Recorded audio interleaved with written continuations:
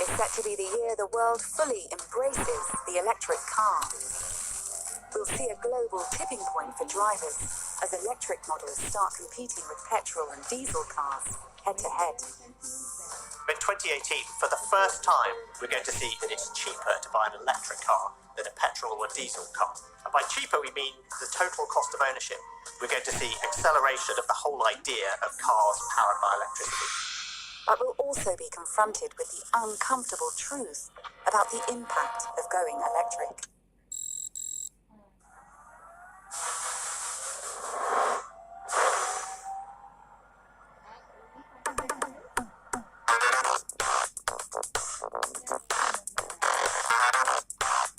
They've long been vaunted as the vehicle of the future.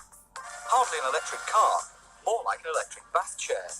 For a long time, electric cars had a reputation for being like milk floats. But from laughing stock in the mid-1980s to rising stock today, electric cars have come of age.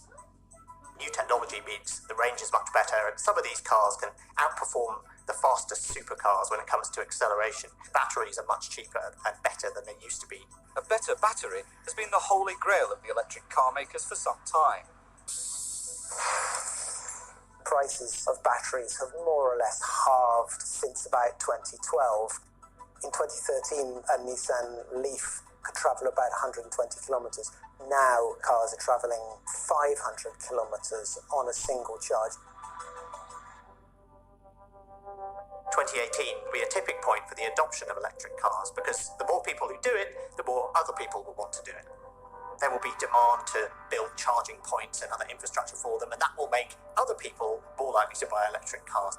So you get this snowball effect. Companies are clambering to take the lead, with billions in investment and promises to make the switch. It's very clear to us that an electrified car is what consumers want. From 2020, all of our new vehicles will be electrified. Why are we making electric cars? To accelerate the transition to sustainable transport.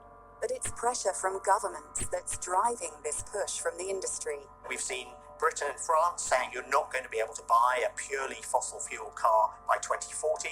We're seeing cities like Paris, Mexico City, Athens, Madrid saying they're not even going to allow diesel cars into the city after 2025. We can expect to see more of these sorts of tightening of the regulation around fossil fuel cars coming in 2018.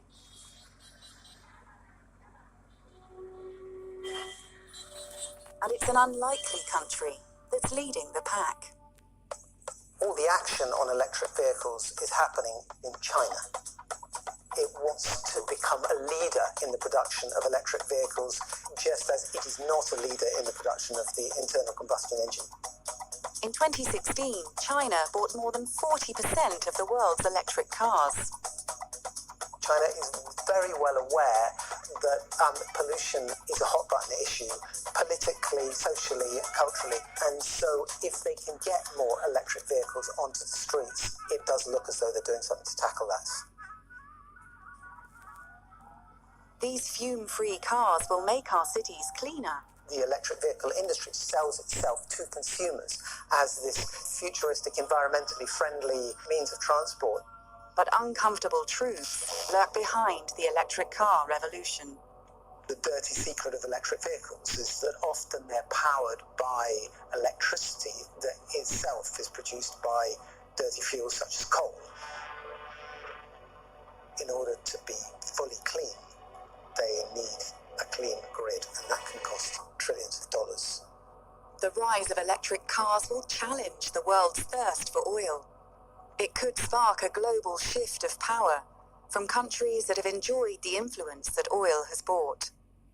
The control of oil has been terrifically important during the 20th century. Oil's going to become much less important. If you take the Middle East, conflict tends to increase when oil prices are low. The more we use electric vehicles, the more risk there is that instability across oil-producing nations is going to increase. Beyond oil, attention will turn to lithium electric car batteries, which rely on the mineral cobalt. 2/3 of the world's cobalt comes from one country, the Democratic Republic of Congo. Congo is not only one of the world's poorest countries. It's also a country which is renowned for violence, for corruption, for the use of child labour, and for environmental degradation. Demand for cobalt has doubled over the past 5 years and is set to triple by 2020. There's not nearly as much attention on dirty cobalt as there is on dirty oil or blood diamonds, but this could really besmirch the industry's reputation almost before it gets going. But the electric car revolution is coming. After 2018, there will be no turning back. The combustion engine as we know it was invented in the 1880s, and it's had a pretty good run. There is almost unstoppable momentum behind the electric vehicle, so eventually the internal combustion engine will go. When it comes to the cars that most people drive, electric cars really are the future.